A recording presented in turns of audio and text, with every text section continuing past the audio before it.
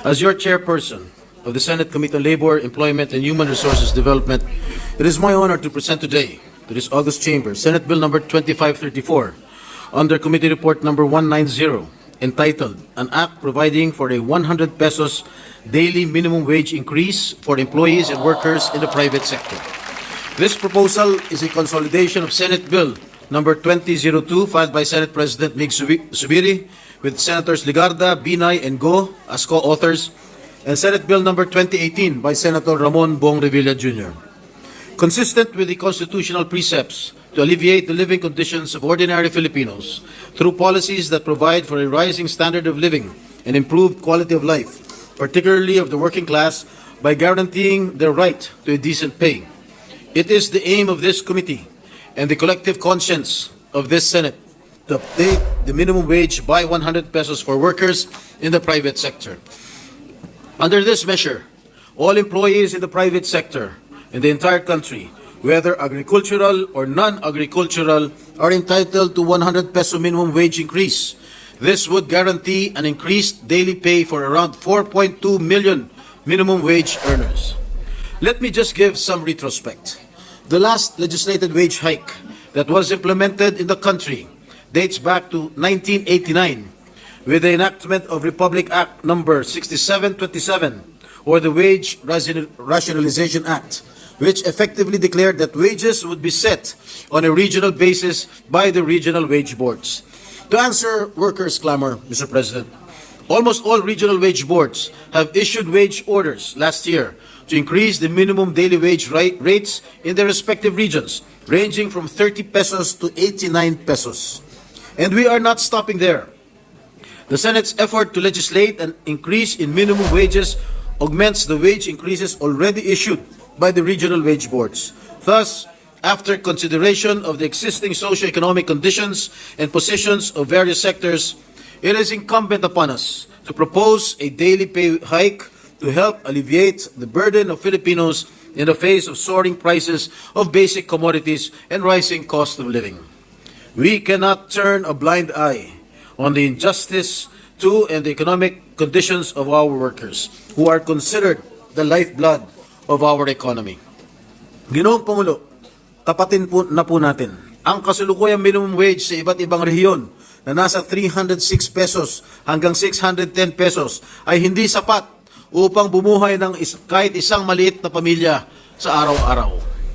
Kumputin po natin, Ginoong Pangulo. Halimbawa, 7,344 pesos ang buwan ng sahod na matatanggap ng manggagawa sa isang retail establishment na tumatanggap ng 306 pesos per day. Ikaltas mo pang SSS, Pag-ibig at PhilHealth, may tuturing na siyang mahirap sapagkat ang national poverty threshold ay 9,686 lamang.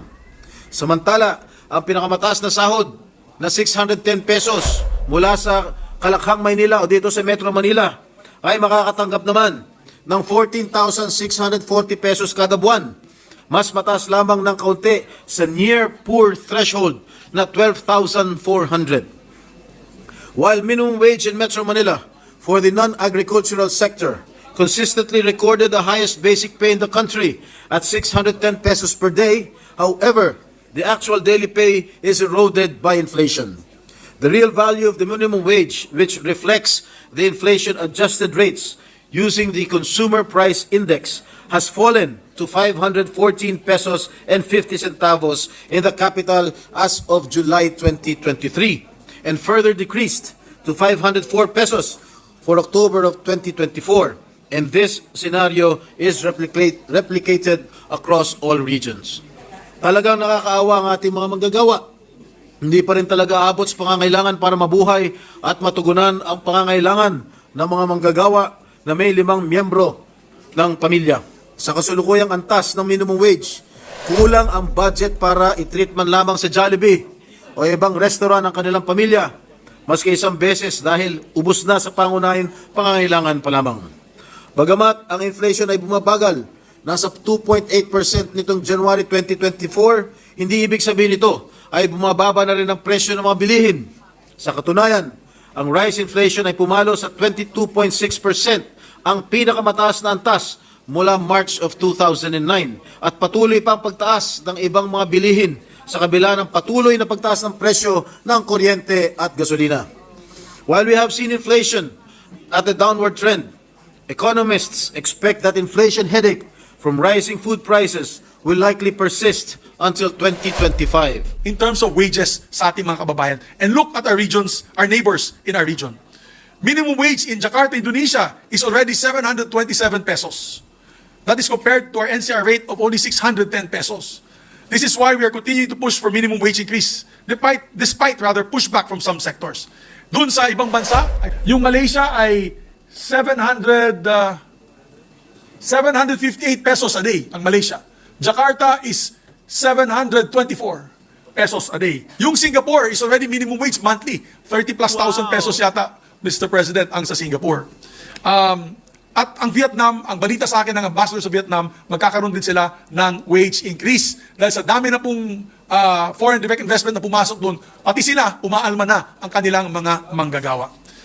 At habang itinutulak natin ang 100 peso minimum wage increase para sa buong bansa, syempre, patuloy natin kakalampagin ang regional wage boards sa natitira pang mga riyon sa Mindanao na hindi pa nabibigyan ng dagdag sahod. I think there are still 2 or 3 regions in Mindanao na hindi pa sila nabibigyan ng sahod. Ang sahod po nila ngayon, for example in BARM, is only 300 pesos a day. Mr. President, 300 pesos a day. How can you survive with 300 pesos a day? Bakit ang Jollibee ba nila doon ay mas mura sa Jollibee dito sa Manila? Ang gasolina ba nila doon ay mas mura ba sa gasolina dito sa Manila? Ang pamasahe nila sa pagsakay sa jeepney at bus, mas mura ba doon kaysa dito? Hindi po, Mr. President. Pare-pareho lang ang presyo ng pagkain, ng kuryente. Mas mahal pa nga ang kuryente sa Mindanao na umabot na 14 pesos per kilowatt hour. Dito sa Metro Manila, 9 pesos per kilowatt hour. Tapos yung katumbas na sahod nila, Mr. President, is 300 to 350 pesos a day. Ang ganda yun. Hindi pa inaksyonan ng regional wage boards. Kaya hindi nyo po masisi ang Senado na gumalaw para sa ating mga manggagawa. Now is time that we push for the benefits of our labor sector. With this bill, we hope to take the vital step in recognizing the worth of our workers. Ang mga manggagawa po ang pundasyon ng ating lipunan at karapatan nila na kumita ng disenteng sahod para magkaroon ng disenteng buhay ang ating mga manggagawa. So I enjoin our colleagues to support us in the passage of this bill. Let us make this a statement of the Senate, an action of the Senate for our people. Aksyonan natin ang tunay na panawagan ng bayan. Nagtataas ng sweldo ng ating mga masisipag at magigiting na manggagawa. Alam niyo po, Ginoong Pangulo, lagi kong ini-example yung pinakapayak na produkto na kinakain ng ating mga kababayan sa 4 na sulok ng Pilipinas. Yung po yung noodles, Mr. President. Natempt akong sabihin yung Lucky Me. Yun ho yung pinaka-basic, pero pare-pareho po yung presyo kahit saan kang lupalop ng Pilipinas, pero hindi pare-pareho ang sweldo. Ang nakakalungkot, kawawa ho talaga yung mga kababayan nating naiiwan, lalo na hindi natin sinasabi na hindi epektibo ang regional wage boards, but kung titingnan po talaga natin, malayong malayo doon sa living wage. Kaya po isang karangalan na maging co-sponsor ng Senate Bill number 2534 sa ilalim po ng Committee Report number 190 na nagbibigay dagdag na 100 pesos daily minimum wage.